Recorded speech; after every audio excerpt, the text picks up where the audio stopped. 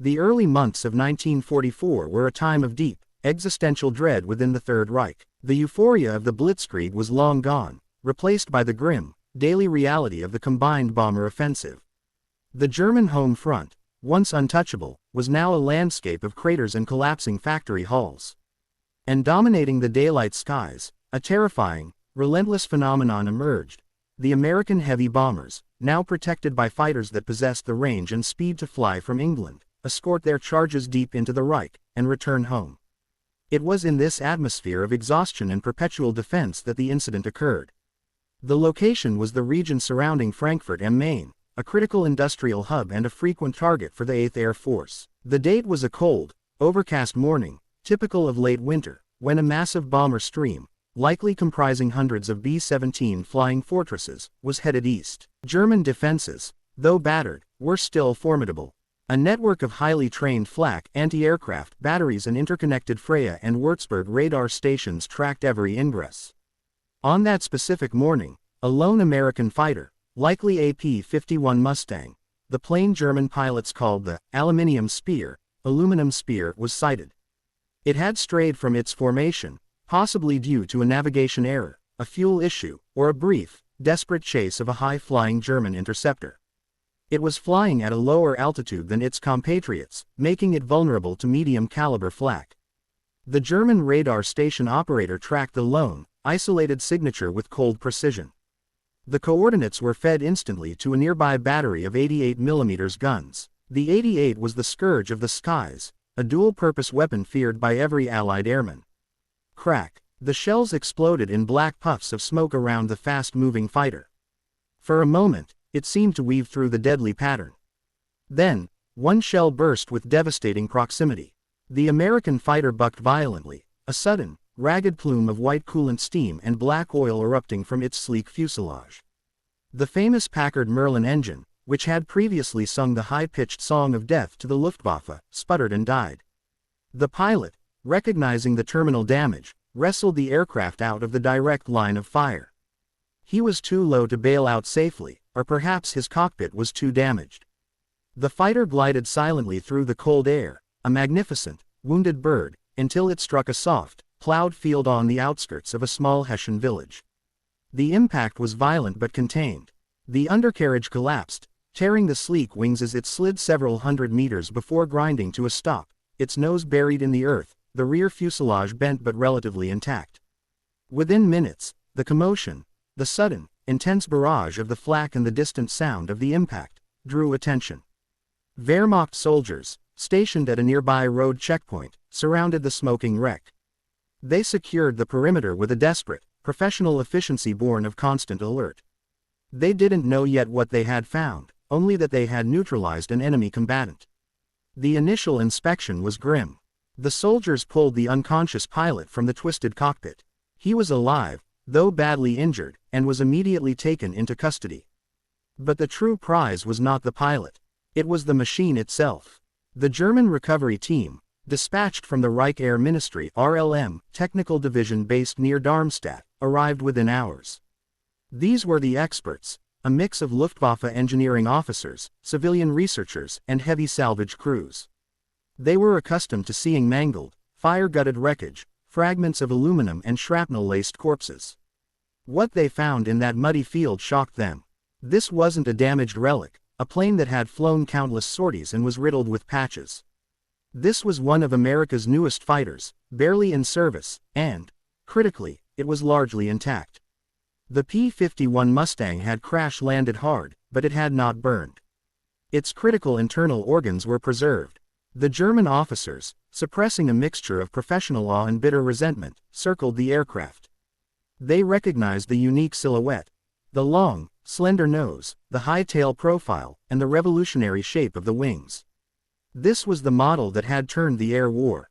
This aircraft represented the zenith of Allied conventional aeronautical science.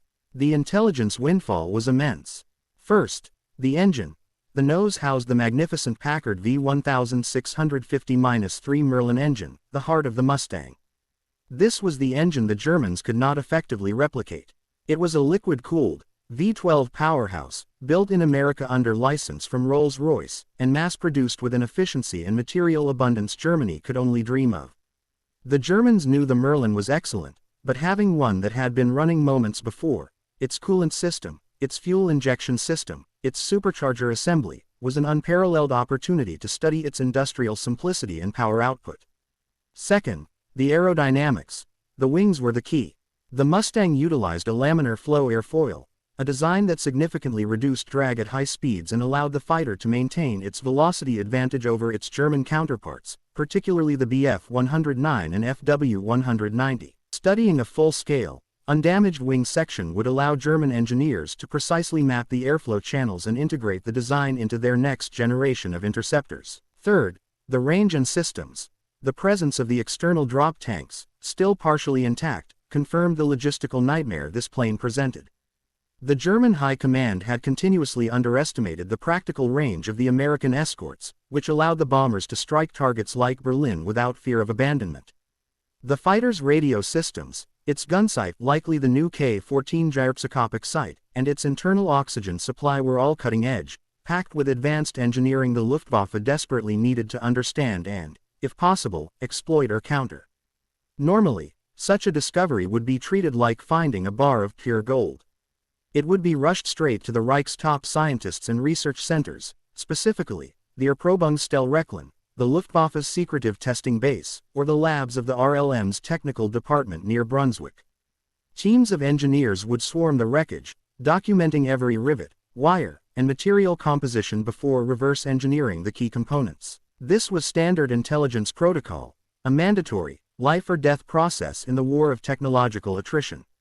The opportunity to dissect their most feared aerial adversary, one that embodied the very industrial prowess Dr. Keller had warned about, was priceless.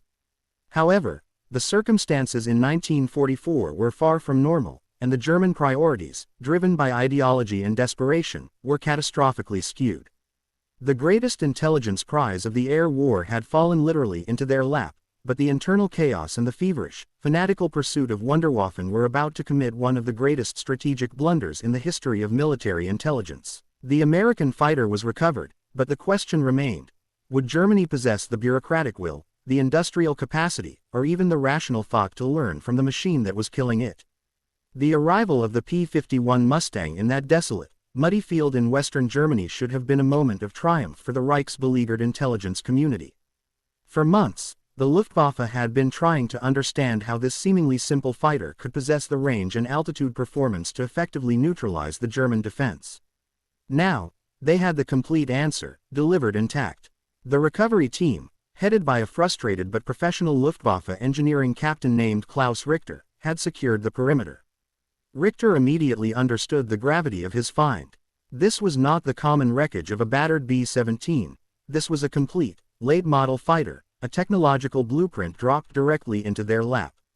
Richter, following established wartime protocol, immediately dispatched an urgent, top-priority signal up the chain of command, routing through the regional Wehrkreis military district headquarters straight to the RLM Technical Evaluation Command in Berlin.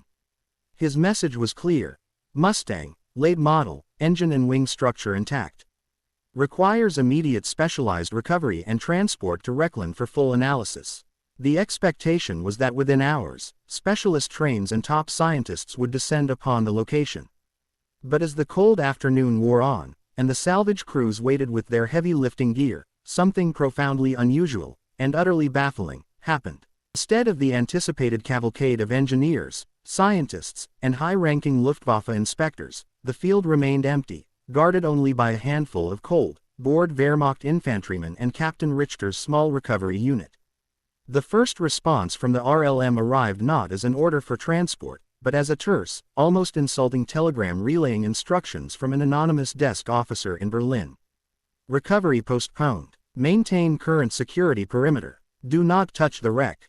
Await further instructions. Captain Richter was dumbfounded. He paced the perimeter of the field, smoking one cigarette after another. Do not touch the wreck. The order defied all logic. Every day the aircraft remained exposed in a field risked potential sabotage, weather damage, or, worst of all, intelligence compromise. He knew the Allies had reconnaissance aircraft constantly orbiting the perimeter of the Reich. They would eventually spot the wreckage and might even attempt a follow-up strike to deny the Germans their prize. He attempted to confirm the order, arguing vehemently over the crackling field telephone that the aircraft required immediate preservation, that every hour exposed to the damp winter air meant corrosion to the sensitive aluminum alloys and damage to the complex internal systems. His protestations were met with bureaucratic stonewalling. The order, they repeated, was final. And so, the priceless technological artifact of the Reich's most dangerous enemy was simply left in the field overnight. No engineers arrived. The propulsion specialists who dreamed of reverse engineering the Packard Merlin engine remained locked in their labs. The aerodynamicists who desperately needed to map the contours of the laminar flow wing stayed in their wind tunnels. The men who could have gained crucial insights into Allied manufacturing efficiency were not called. No technicians. The specialized salvage crews, who possessed the gear to meticulously dismantle the wreck without damaging its fragile components, were ordered to stand down. The guard detail was simply augmented with a few more shivering infantrymen. Their mission, relayed down from the high command, was not to protect the secrets in the plane, but simply to protect the plane itself from local villagers or potential saboteurs. The confusing order, "Do not touch the wreck," hung in the cold German air like a surreal mist. The bureaucracy of collapse. The bizarre shelving of the P-51 analysis was not an oversight, it was a symptom of the deep, systemic dysfunction now gripping the RLM.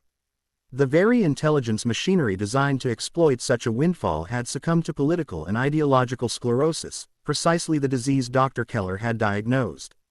1. The Wunderwaffen priority sickness. By early 1944, the German High Command, led by Hermann Göring and driven by Hitler's fanatical impatience, was obsessed with the Me-262 jet program and other Wunderwaffen. Any resource, manpower, funding, political capital, that did not directly feed these glamorous, future tech projects was viewed as a distraction.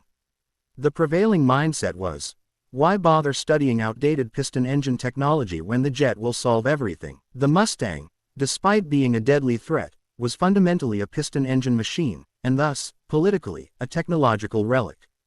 2. Inter-service rivalry and territoriality. The wreckage of the Mustang fell under the jurisdiction of the local Wehrkreis and the regional Luftwaffe command. Moving it required securing specialized rail transport, prioritizing it over troop movements, and obtaining the necessary high-security clearances. In the climate of bureaucratic paranoia and resource scarcity, every department, transport, anti-aircraft defense, and technical research, was locked in a zero-sum struggle for resources.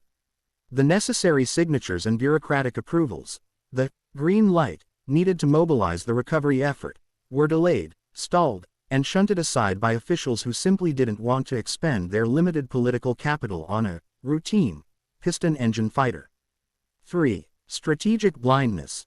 Most critically, the men at the top had developed a profound strategic blindness. They had already dismissed the threat of American industrial output, as evidenced by their rejection of Dr. Keller's report. To dedicate dozens of top engineers and hundreds of specialized workers to meticulously study how the Americans built their superiority would be to admit Keller was right. The leadership preferred the comforting lie that the Mustang was simply a minor, temporary nuisance that would soon be outclassed by the Me-262. Captain Richter, a disciplined professional, was left marooned in the field, guarding a secret his own command seemed determined to ignore. He watched the wreckage grow cold, the pristine surfaces of the laminar flow wing gathering frost and grime. He knew, with the cold certainty of a man who understood the difference between a high-grade alloy and low-grade steel, that a strategic opportunity was being squandered. The irony was crushing. The Mustang was a product of American pragmatism and industrial efficiency. It was simple to build, easy to maintain, and devastatingly effective. German engineers desperately needed to study its simplicity, the very quality their own RLM doctrine rejected in favor of over-engineered complexity. But the political and strategic decision-makers were too invested in their own fantasy of technological superiority to learn from their enemy's effective reality. The silence around the downed Mustang in that field was the silence of a collapsing command structure. It was the moment that demonstrated that Germany was no longer just losing the air war technologically or numerically, it was losing the war organizationally and intellectually. The valuable, intact fighter, the ultimate piece of intelligence, sat under the watchful eyes of bored soldiers, freezing in the open field, waiting for an order that would never truly come. The American fighter had survived the crash, only to be neutralized by the lethal incompetence of the German High Command. The strange, unsettling tableau in the muddy Hessian field persisted. The P-51 Mustang, the physical embodiment of America's industrial might and aerodynamic ingenuity, sat cold and silent, guarded by infantrymen who were more concerned with keeping warm than with the secrets contained within the wreckage. Days bled into one another, each dawn finding the pristine machine of war still resting in the open, exposed to the relentless corrosion of the late winter elements and the even more damaging inertia of the German High Command. Captain Klaus Richter, the Luftwaffe engineering officer in charge of the recovery site, was consumed by a mounting sense of professional despair and tactical rage. He understood, better than the generals sitting in their protected bunkers in Berlin, that every hour the aircraft sat exposed was an hour the Third Reich squandered a decisive intelligence advantage. The original, inexplicable order, "Do not touch the wreck," remained in force, a chilling testament to the paralysis gripping the Reich Ministry of Aviation (RLM). The argument in the ranks Germany. While the official order held firm, the local German officers and specialized technical staff argued among themselves with furious, suppressed intensity. The disagreement wasn't over whether the plane was valuable, but over the fractured priorities of the collapsing state. The propulsion purists, the engine faction, this group, mostly comprised of engineers from Daimler-Benz and BMW propulsion groups, desperately wanted to salvage the Packard Merlin engine. They needed to understand the Allied mass production techniques, particularly the efficiency of the two-stage, two-speed supercharger that allowed the Mustang to excel at high altitudes, a weakness the German Bf 109 designs continually struggled with. "Forget the wings," argued one engineer. "The engine is the heart. If we can understand how they build a high-performance, high-altitude liquid-cooled V12 so reliably and quickly, we can adapt our own DB 605 line before it's too late. This is a factory blueprint, not just a fighter." The aerodynamicists, the airframe faction, this faction, primarily RLM researchers focused on future jet designs and aerodynamic efficiency, saw the true prize in the revolutionary laminar flow airframe. They wanted to study the wing design, which offered minimal drag at high speed. A complete wing section was crucial for mapping the internal structure, material alloys, and the overall design simplicity that was baffling German complexity. The jet is the future, but the laminar flow wing is key to the jet's success, argued a young lieutenant from Rechlin. The Me-262 is fast, but the Mustang is efficient. Its range is the killer. We must dissect that wing to understand their fuel tank configurations and drag profile. That's how we counter the escort fighters. The political realists, the Wunderwaffen zealots, this faction, unfortunately the most powerful, was driven by political directives from Göring and Hitler. They viewed the piston-engine Mustang as a distraction from the all-consuming, high-priority Me-262 program. Their orders trumped all technical logic. General Milch has made the priority clear. A high-ranking adjutant screamed over the field phone. All specialized rail capacity, all high-grade technicians, and all analysis time is dedicated to the Me-262. The Mustang is obsolete technology. We will not waste resources studying a dead end. The paralyzed command. This internal ideological conflict created a perfect storm of bureaucratic paralysis. The necessary orders, the transport manifest, the allocation of heavy cranes, the designation of a secure disassembly hangar, were shuttled between competing RLM departments. Each general refused to expend his limited political capital or scarce resources, like rail space and specialized personnel, on a low-priority piston fighter. Captain Richter watched the fatal mechanism of delay unfold. RLM Logistics demanded prioritization forms signed by 3 different major generals. Propulsion Directorate insisted on engine salvage only, refusing to authorize the transport of the entire airframe. Airframe Directorate insisted on airframe salvage only, demanding the engine be removed on site to preserve the wing. Security Command refused to grant the necessary high-level clearances without a direct order from the Führer, which was impossible for a mundane intelligence matter. As the officers stalled, the most valuable intelligence asset in the Reich sat unprotected, its aluminum surfaces oxidizing in the morning damp, its sensitive instruments exposed to freezing temperatures. The delay was not measured in hours, but in strategic years. The window of opportunity to gain insights that could have significantly improved the German Jagdflieger fighter fleet, even by simple adaptations like better wing fillets or improved engine cooling, was shrinking to zero. The ultimate threat that proved the folly of the delay was the threat from the sky. The Allied intelligence, ever vigilant, was aware of German recovery attempts. They had spotted the disturbance in the field. Allied bombers grew closer. The heavy bomber formations, once rare and terrifying events, now arrived daily, hammering targets across Germany with relentless accuracy. Richter knew that it was only a matter of time before a specific, devastating command was issued by the 8th Air Force: neutralize wreckage. On the 5th day of the standoff, an ominous flight of P-38 Lightning reconnaissance fighters flew high over the field. They photographed the wreck, its precise coordinates now logged into Allied targeting computers. The message was clear. The Allies knew the Germans had their prize, and they were preparing to ensure they never benefited from it. Captain Richter filed a final, desperate report, his tone shifting from professional urgency to thinly veiled insubordination. He bypassed the local chain of command and sent the message directly to a contact in General Galland's fighter office. The prize remains immobilized. We are guarding a gold mine that we are forbidden to enter.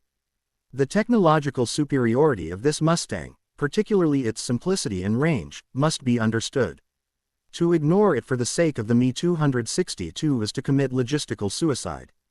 The enemy is aware of our possession. I estimate the window for safe recovery is closed. The message was accurate. The order to mobilize the recovery train finally arrived, but it was too late. The internal debate, the fixation on jet technology, and the petty departmental rivalries had consumed the precious days needed for a swift, successful salvage.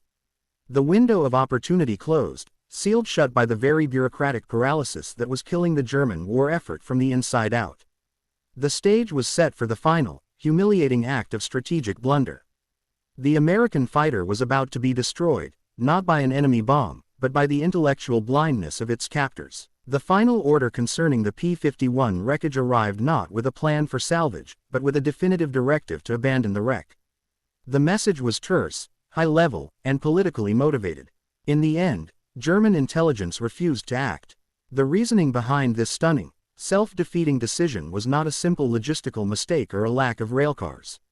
It was something far more bizarre, a perfect reflection of the bureaucratic paranoia and ideological desperation that had come to define the late-war Third Reich. They believed the fighter had been intentionally sent as a trap. This theory, which gained terrifying traction within the higher echelons of the RLM and the OKL, Oberkommando der Luftwaffe, was born of three powerful psychological forces gripping the German leadership. The German High Command could not psychologically accept that the Allies, particularly the Americans, could produce a fighter of the Mustang's caliber so effortlessly and in such quantity. To them, German engineering was inherently superior, more complex, more sophisticated. Therefore, the Mustang's simplicity, range, and high-altitude performance had to be the result of some deep, hidden trickery. The logic, twisted but compelling to a paranoid mind, went like this: why would the Americans let their newest, best fighter fall intact into our hands? The only conclusion acceptable to the leadership was that the plane was a Trojan horse. It was hypothesized that the crash landing was intentional, a subtle piece of psychological and technical warfare designed to drain German resources and lead their research astray. Intelligence analysts, desperate to justify their failure to understand Allied production, put forward the theory that the Mustang was booby-trapped. The danger was twofold: physical booby traps, that the Germans would dismantle the plane only to find a timed explosive or a hidden incendiary device placed to kill senior engineers and destroy the RLM research lab where it was being studied. Data booby traps. Far more insidious was the fear that the American engineers had deliberately included false data in the plane's structure. For example, they might have intentionally installed a faulty oil pump design, or slightly modified the internal geometry of the laminar flow wing, hoping German researchers would copy the flawed specifications and waste months of precious time and material perfecting a design that would fail catastrophically in combat. The cost of this analytical paralysis was immense. The fear of being fooled, of being made to look foolish by the enemy, superseded the rational need for intelligence gathering. The risk, in the minds of the generals, was too high to justify studying a plane that was supposedly going to be made obsolete by the Me-262 anyway. The final, And perhaps most devastating factor was the unwavering fixation on the Me-262.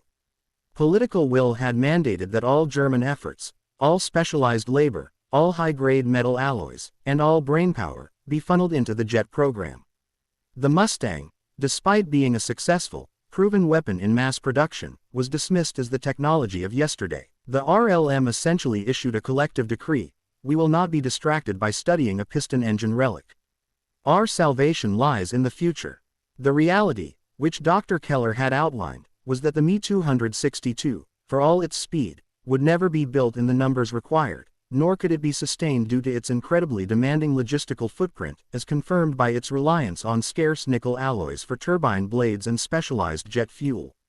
By refusing to learn the lessons of the Mustang, simplicity, efficient mass production, and range optimization, the Germans guaranteed that when the jets finally did arrive, they would simply inherit the same logistical nightmares that grounded the piston fleet. The order to abandon the wreck reached Captain Richter in the field. He was told to remove his men and leave the aircraft to its fate. Richter, a professional to the core, followed the instruction, but not without noting his bitter disagreement in his final log entry. He knew he was walking away from a war-winning insight, discarded by fear and vanity. And so, the greatest intelligence prize of the air war was abandoned. The field was quickly cleared of German personnel, leaving the silent, silver fighter exposed. The Allied reconnaissance had already done its job. The 8th Air Force now had the coordinates for an exposed, high-value German intelligence target. It wasn't long before the inevitable happened. A flight of P-47 Thunderbolts, American fighter bombers carrying hefty payloads, was diverted from its main mission. They descended over the Hessian field in a low, thunderous pass. The pilots knew exactly what they were aiming for. In a few blinding, deafening seconds, the Mustang's twin enemy was completely destroyed. The wreck was abandoned, and eventually destroyed in an air raid. The attack was quick and comprehensive. The 500-pound bombs landed with crushing accuracy. The Packard Merlin engine, the aerodynamicists' coveted laminar flow wing, the valuable navigation systems, all were ripped apart, reduced to twisted, unrecognizable slag, and scattered across the field by the force of the high explosives. The Germans had possessed the complete technological blueprint of their most dangerous enemy for 2 weeks and chose, through a toxic mix of paranoia and ideological rigidity, to destroy it themselves. History remembers the incident as a footnote, an Allied fighter shot down over Germany. But the story of the abandoned Mustang is a profound historical parable. It is the moment German leadership demonstrated that their ultimate vulnerability was not their technology, but their inability to see and accept reality. They had the opportunity to look into the industrial soul of their enemy and learn the secret of their defeat. They refused, walking away from the truth, preferring the comforting fantasy of the invincible Wunderwaffe until the moment the very skies they fought for collapsed around them. The destruction of the downed P-51 Mustang in that Hessian field marked the end of an intelligence opportunity, but it was not the end of the story. The true tragedy lay not just in the loss of a valuable piece of hardware, but in the loss of critical knowledge that could have, however briefly, staved off the utter collapse of the Luftwaffe in the final 18 months of the war. Years later, in the shattered, austere landscape of post-war Germany, the truth emerged from the mouths of the very men who had once designed and built the aircraft of the Third Reich. During debriefings with Allied technical intelligence teams, operations like Operation Lusty and T-Force, German aeronautical engineers, now stripped of their political ideology and speaking only the language of engineering pragmatism, detailed the monumental strategic blunder. The post-war confession Germany, Luftwaffe engineers admitted that the fighter's systems, especially its engine layout, could have been invaluable for Germany's failing aircraft industry. These were men of genuine brilliance, forced to confront the flaws of their own system. They confessed that the information contained within that single, intact Mustang would have provided direct solutions to the 3 most crippling deficiencies facing the German Air Force from 1943 onward. The engine layout and logistics. The Packard Merlin secret, the German Daimler-Benz DB605 engine was a marvel of complexity, often suffering from catastrophic failures related to its intricate fuel injection and cooling systems. The Packard-built Merlin engine in the Mustang, however, was a triumph of industrial simplification and robustness. German engineers noted that studying the Mustang would have revealed manufacturing efficiency. The Merlin was designed for rapid, mass production using standard tools and fewer exotic alloys than the DB605. Copying the production philosophy, the standardization of parts and the simplification of the cooling jacket would have allowed Germany to immediately streamline its own engine production, easing the devastating spare parts crisis that Dr. Keller had warned about. The two-stage supercharger.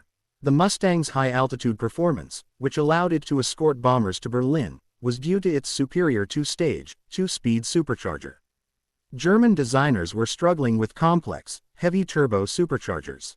A direct analysis of the Mustang's setup would have provided an immediate, working blueprint to counter the high-altitude threat and save months of research time that was instead poured into doomed, complex projects. The laminar flow airfoil, the drag advantage. The Mustang's secret weapon was its laminar flow wing, a smooth, highly efficient profile that significantly reduced drag. This was the key to its immense range and speed.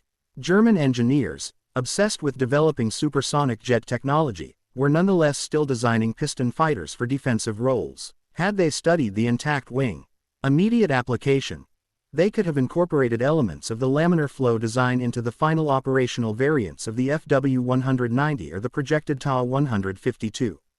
Even a minor reduction in drag would have meant better fuel economy, translating directly into the extended endurance needed to intercept the deep penetration bomber raids. This was a technology that was practically applicable today, not years away like the jet projects. The simplicity of maintenance, the field repair philosophy. The Germans struggled with the concept of expendability and field maintenance. Their aircraft were designed to be precision instruments.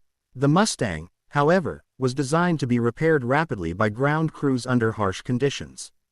Its components were more modular, its access panels were simpler, and its internal systems were more standardized. The greatest lesson the German aviation industry could have learned was not a specific component, but the American industrial mindset, designed for the assembly line and the mechanic, not just the pilot. The reason this intelligence windfall was discarded reads like a Greek tragedy. Paranoia, confusion, and fear of Allied deception kept them from even examining it. The German leadership, cornered and reliant on propaganda, had utterly lost the capacity for objective assessment.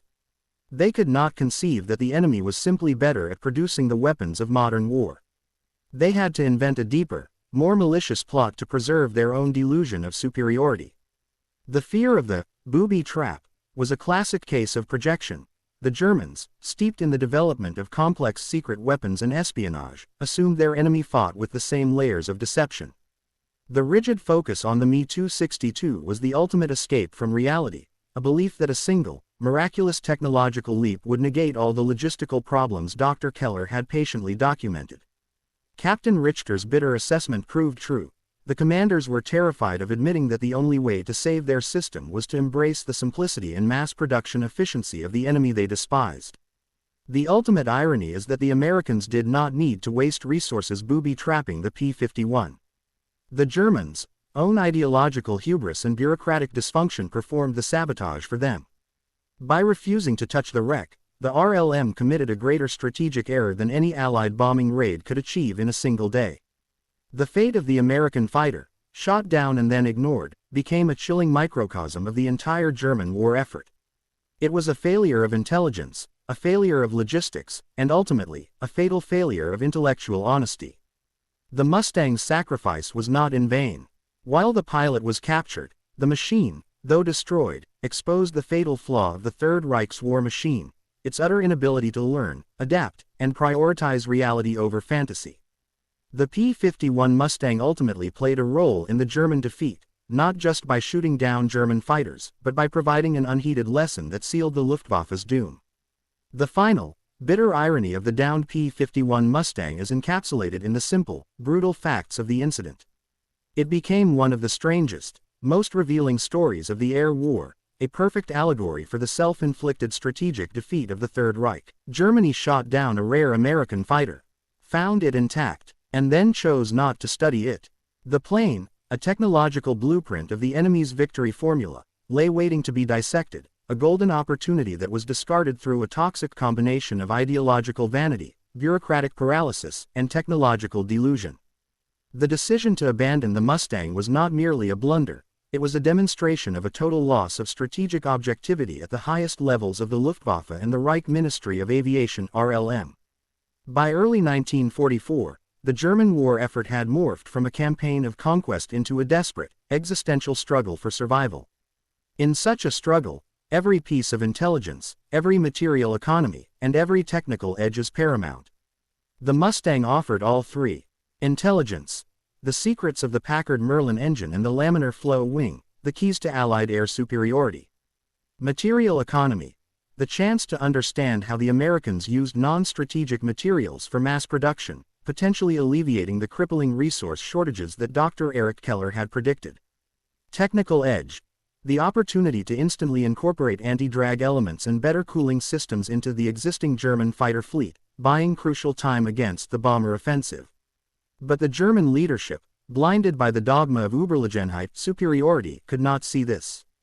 They were chasing the ghost of the Wunderwaffen, the belief that the Me-262 jet would solve all their problems. They rejected the Mustang because it was a piston-engine machine, and in their minds, pistons were the technology of the past. They failed to realize that the logistical infrastructure necessary to sustain the jets, fuel, maintenance, pilot training, was precisely what they needed to learn from the Mustang's success. The prideful decision to ignore the P-51 meant that the precious resources and time that could have been used to implement essential, immediate reforms were instead poured into fantasy projects. Rockets and jets, consuming highly specialized, scarce materials like nickel for turbine blades and corrosive rocket fuel. Experimental giants, wasting man-hours on complex, heavy bombers that never became fully operational.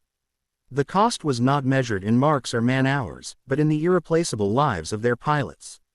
The failure to understand the Mustang's efficiency meant the German fighter forces remained slower, shorter ranged, and capable at high altitude, guaranteeing the slaughter of the few remaining veteran pilots and the suicide missions of the untrained Kindervater, child fathers. The ultimate, bizarre reason for the abandonment, the fear that the fighter was an intentional, booby trap, is a stark measure of the intellectual decay within the Third Reich's leadership. This theory, which held that the Americans had deliberately planted a slightly flawed design to mislead German research, was a self-inflicted wound born of fear. It betrayed a leadership that had grown so paranoid and so reliant on elaborate deception, as they themselves were using, that they could no longer trust objective truth. They believed that to be simple and effective was to be deceitful. The final destruction of the Mustang in the field by an American air raid was less a successful enemy operation and more a mercy killing of a piece of evidence. It ensured that the Americans, and the world, would never have to fear the Germans learning the secrets of their success. The Germans had, effectively, bombed their own intelligence. The story of the Mustang is more than just a footnote in the air war, it is a profound lesson in strategic management and the dangers of ideological blindness. The Luftwaffe did not lose the war because they lacked good designers. They had Messerschmitt and Tank, or brave pilots. Their aces were legendary. They lost the war because they rejected the fundamental necessity of mass production, logistical sustainability, and simplicity, the very things the intact P-51 represented. In the end, the fate of the American fighter was sealed not by the 88mm shell that brought it down, but by the stubborn pride of the men who chose to ignore it. The collapse of the German Air Force, predicted years earlier by Dr. Keller and graphically confirmed by the Mustang's resting place, stands as a permanent warning. It is a cautionary tale of how bureaucracy and the fatal pursuit of technological fantasy can doom an otherwise formidable military force, turning a priceless intelligence asset into nothing more than a mound of scrap metal in a cold, muddy field. The most dangerous fighter in the German war was not the Mustang still in the air, but the one they shot down and refused to look at.